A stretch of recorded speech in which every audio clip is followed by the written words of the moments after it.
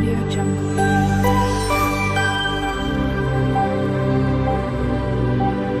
Audio Jungle. Hello everyone, જય શ્રી કૃષ્ણ. મારી ચેનલમાં તમારું સ્વાગત છે. આજે હું ગણેશ ચતુર્થી સ્પેશિયલ ઘઉંના લોટના સ્ટીમ એટલે કે બાફીને બનાવેલા મોદકની રેસીપી શેર કરવાની છું. આ મોદક બાફીને બનાવવામાં આવે છે અને વગર તેલના ઓઇલ ફ્રી હોય છે, તેથી આ મોદક હેલ્ધી અને સુપર ટેસ્ટી લાગે છે. આ રીતથી તમારા મોદક પરફેક્ટ માપ સાથે એકદમ ટેસ્ટી બનશે અને આ મોદક ગણપતિ બાપાને ખૂબ જ પ્રિય હોય છે.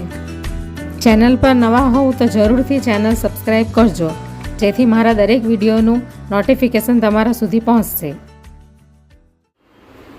તો આજે હું ગણેશ ચતુર્થી સ્પેશિયલ મોદક બનાવવાની છું. ચોખાના લોટના અથવા તો મેંદાના લોટના નહીં, પણ ઘઉંના લોટના, જેને આપણે બાફીને સ્ટીમ કરીને બનાવીશું. તો એના માટે મેં આ ઇન્ગ્રેડિયન્ટ્સ લઈ લીધા છે. આ એક 50 ગ્રામ જેટલા કોપરું છે, સૂકું કોપરું છીણેલું, અને આ એની અંદર નાખવા માટે અડધી વાટકી જેટલો ગોળ છે, અને આ 2 ચમચી જેટલો સૂજી છે, અને એની અંદર નાખવા માટે આ ડ્રાયફ્રૂટ્સ લઈ લીધા છે બધા. તો આ અડધી ચમચી ખસખસ છે, અડધી ચમચી આ દ્રાક્ષ છે સૂકી, અને આ ચારોલી છે અડધી ચમચી, 1 ચમચી જેટલા કાજુ અને બદામની કતરણ છે, અને આ અડધી ચમચી જેટલા પિસ્તા છે. અને એની અંદર નાખવા માટે આપણને આ ઘી જોઈશે. એલચી અને જાયફળને મેં ક્રશ કરી લીધા છે, એ પણ આપણે પછી નાખીશું અંદર. તો સૌથી પહેલાં આપણે મોદકનું સ્ટફિંગ તૈયાર કરીશું. હવે કડાઈ આપણે ગેસ ઉપર મૂકી દીધી છે. હવે આપણે એની અંદર આ 1 ચમચા જેટલું ઘી નાખીશું. ઘી ગરમ થાય એટલે સૌથી પહેલાં આપણે એની અંદર ખસખસ નાખીશું, અને ગેસને આપણે મીડિયમ ફ્લેમ પર જ રવા દઈશું.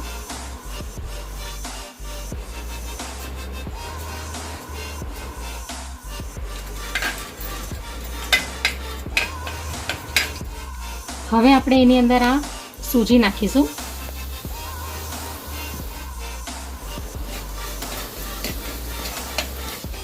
સૂજીને આપણે બરાબર શેકી લઈશું ઘીમાં. આ સૂજી ઓપ્શનલ છે, તમારે નાખવું હોય તો નાખો, નકર સ્કીપ કરી દેવું, પણ નાખશો તો વધુ એનો સારો ટેસ્ટ આવશે. હવે આપણે આ કોપરાની છીણ નાખી દઈશું અંદર.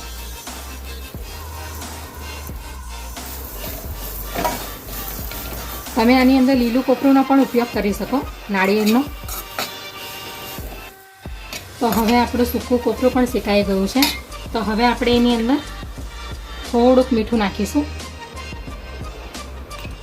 મીઠું નાખવાથી બેલેન્સ બરાબર જળવાઈ રહેશે.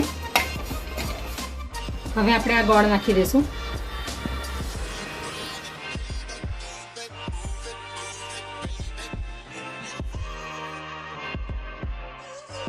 આ મેં નરમ ગોળ લીધો છે, તમે કોઈ પણ ગોળ લઈ શકો. હવે આપણે મિક્સ કરી લઈશું બરાબર.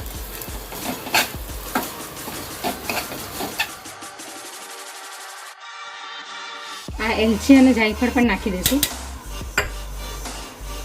અને આ બધા ડ્રાયફ્રૂટ્સ પણ આપણે નાખી દઈશું અંદર.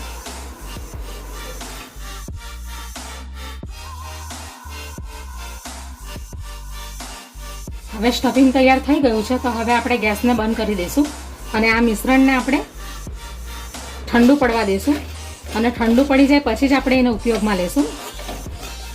તો આપણે આ મિશ્રણને એક પ્લેટમાં ઠંડુ પડવા માટે કાઢી લઈશું. તો હવે આ મિશ્રણ ઠંડુ થાય એટલી વારમાં આપણે એનો ડો તૈયાર કરી લઈએ. તો આ એક બાઉલ ભરીને મેં આ ઘઉંનો લોટ લઈ લીધો છે ઝીણો. થોડુંક મીઠું નાખી દેવાનું, અને મોણ માટે આપણે એની અંદર 2 ચમચી જેટલું ઘી નાખીશું. હવે બધું મિક્સ કરી લઈએ.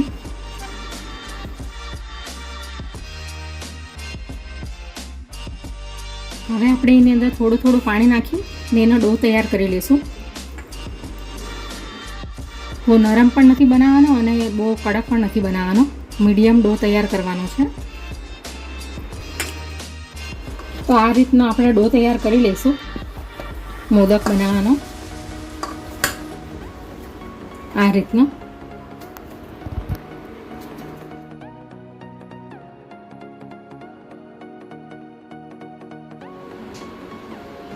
થોડું ઘી નાખીશું અંદર અને હવે આપણે એને બરાબર મસળીને 10 મિનિટ રેસ્ટ કરવા દઈશું. એટલી વારમાં આપણું સ્ટફિંગ પણ ઠંડુ થઈ જાય.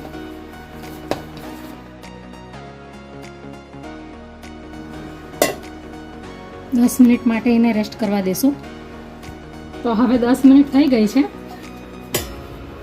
અને મિશ્રણ પણ ઠંડુ થઈ ગયું છે. તો હવે આપણે મોદક બનાવવાનું ચાલુ કરીએ.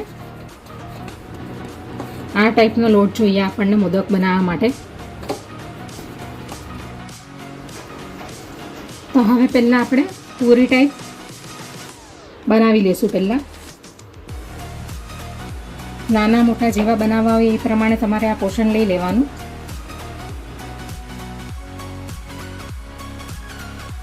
એકદમ પાતળી નથી વીણવાની, આ ટાઈપની વીણવાની છે. હવે આપણે આવી રીતે મિશ્રણને લેશું, આ રીતે મૂકી દેશું. અને તમને વાળતા ન ફાવતું હોય તો તમે આ રીતે પણ બનાવી શકો. આ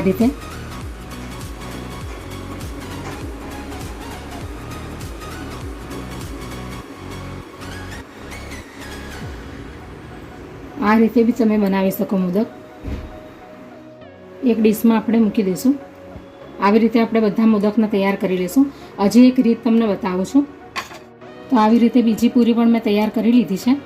હવે ફરીથી આપણે આ સ્ટફિંગને મૂકી દઈશું વચ્ચે, આ રીતે.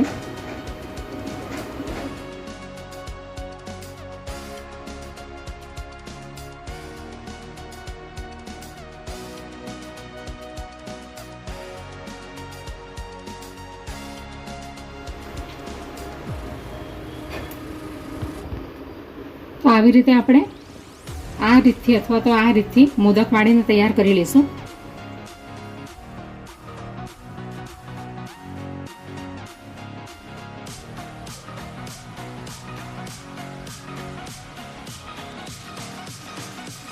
તો આ રીતે આપણે બધા મોદકને તૈયાર કરી લઈશું.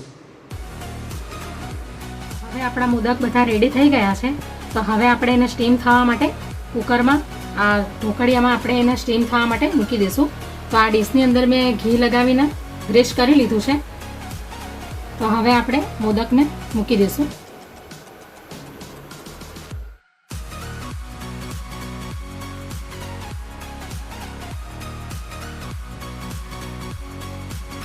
હવે આપણે એને 10 મિનિટ સુધી સ્ટીમ થવા દઈશું મીડિયમ ફ્લેમ પર. તો હવે 10 મિનિટ થઈ ગઈ છે.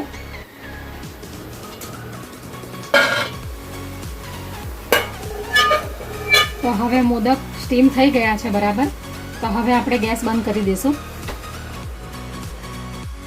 હવે આપણે એને કાઢી લઈશું. તો હવે આપણે સર્વિંગ પ્લેટમાં મોદકને સર્વ કરી લઈએ.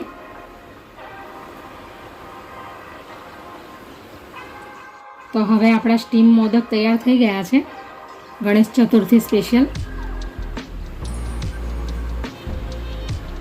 આ મોદક પણ એકદમ સરસ ટેસ્ટી એવા લાગે છે.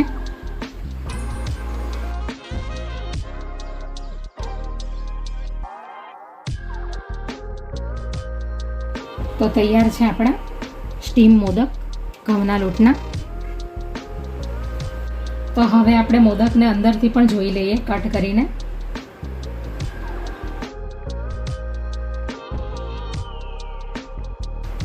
આ રીતના બન્યા છે અંદરથી પણ. આ મોદક બહુ ખાવામાં ટેસ્ટી લાગે છે અને ગણપતિ બાપ્પાને પ્રિય પણ છે.